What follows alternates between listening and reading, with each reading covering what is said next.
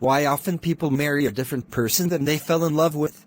In order to your question, go to the wheat field and choose the best wheat and come back. But the rule is that you can go through them once and cannot turn back to pick. The student went to the field, went through first row. He saw one big wheat which he instantly liked, but he wonders that maybe there is a bigger one further. Later, when he finished more than half of the wheat field, he realized that the wheat is not big as the ones he let go of. He started to realize that he had missed the best one in the search of bigger. I ended up with an empty hand, because I wasn't able to forgive myself for letting go of the best wheat, and this happened.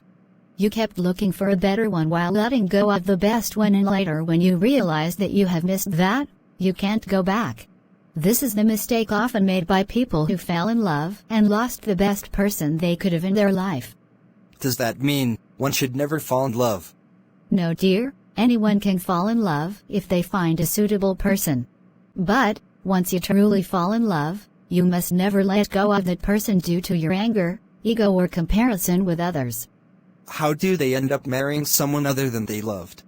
In order to answer your question, go to the cornfield and choose the biggest corn and come back. But the rule is same as before, you can go through only once and cannot turn back to pick. The student went to the cornfield. This time he was careful not to repeat previous mistake. When he reached to the middle of the cornfield, he picked one medium corn that he felt satisfied with and went back to teacher. I made a choice. This time you didn't came empty-handed. You looked for one that is nice, and you had put your faith that this is the best one you can get. This is how one make a choice for marriage. What is bothering you now? I am wondering which would have been better, marrying a person you love or loving the person you marry. It's a very easy answer, only if you are willing to admit it to yourself. Lesson: life is like a basket of fruits. Either you have to make a choice of eating the fruit you love or be content with something that is healthy.